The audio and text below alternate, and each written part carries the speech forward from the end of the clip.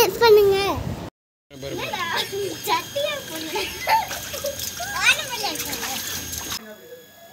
Welcome back to our channel. பார்த்தீங்கன்னா நம்ம சேனலில் எப்போயுமே புறா கோழி குருவின்னு சொல்லி போட்டுருப்போம். இன்றைக்கி பார்த்தீங்கன்னா புதுசாக வெயில் காலத்தில் பார்த்தீங்கன்னா வீட்டுக்கு வேறு அக்கா பசங்க வந்திருந்தாங்க.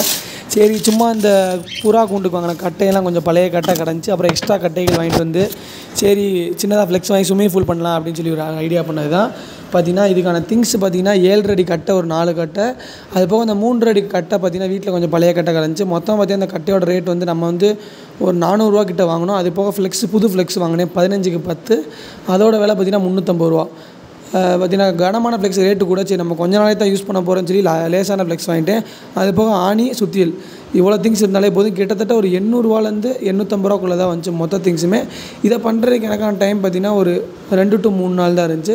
ஃபுல் அண்ட் ஃபுல் பார்த்திங்கன்னா ஃபஸ்ட்டு பேஸ்மெண்ட் மாதிரி கீழே அடிச்சிட்டேன். ஆணியில் தான் அடித்தேன். ஆனால் பார்த்திங்கன்னா கட்டை வந்து லேசாக இருக்கனால ஆணி வந்து அந்தளவு இறங்கலை. அதுலாம் பார்த்திங்கன்னா ஒரு பக்கம் வந்து நம்ம ஹோல்டு பண்ணி தூக்கும் போது இன்னொரு பக்கம் பார்த்திங்கன்னா ஈஸியாகவே வந்துருச்சு. அதனால் பார்த்திங்கன்னா கொஞ்சம் கஷ்டமாக தான் இருந்துச்சு.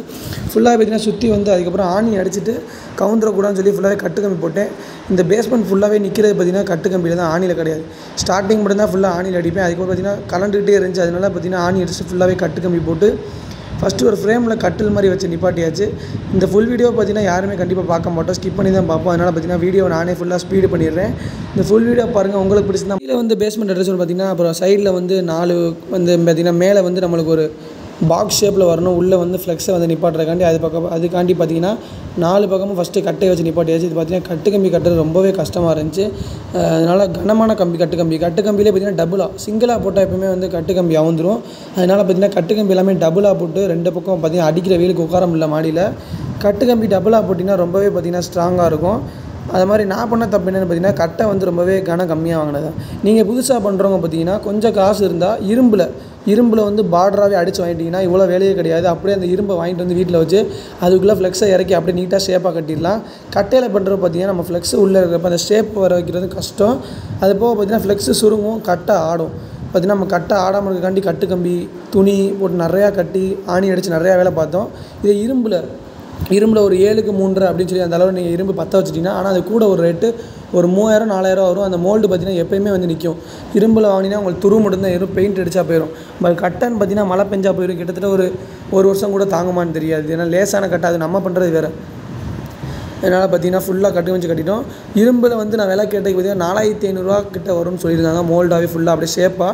அதில் வந்து பார்த்திங்கன்னா நம்ம ரொம்ப ஈஸியாக பண்ணிடலாம். இப்போ நம்ம பண்ணுறது பார்த்திங்கன்னா சரி கொஞ்ச நாளைக்கு இருந்தால் போதும்னு சொல்லி தான் பார்த்தோம். ஃபுல் கஷ்டப்பட்டு பார்த்திங்கன்னா ஒரு வேலையாக பேஸ்மெண்ட் முடிச்சு அந்த கட்டு கம்பி கட்டின சைடில் ஃபுல்லாக பார்த்திங்கன்னா துணி வச்சு சின்னதாக அடைச்சிட்டு பார்த்திங்கன்னா பிளாக் கலரில் பார்த்திங்கன்னா கார்னரில் இருக்கும்.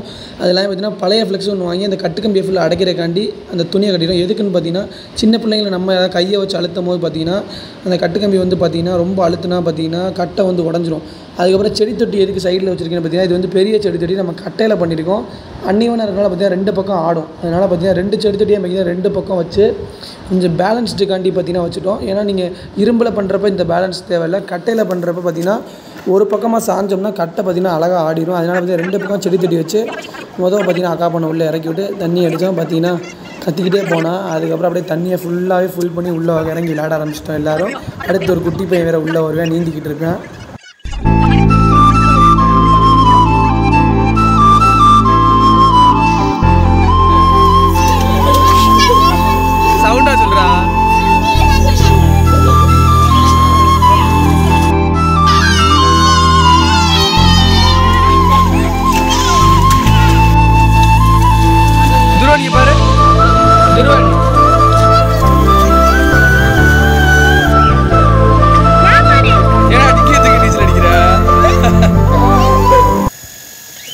அப்படியே எங்கேயே தூங்குறியா நைட்டு ஃபுல்லா?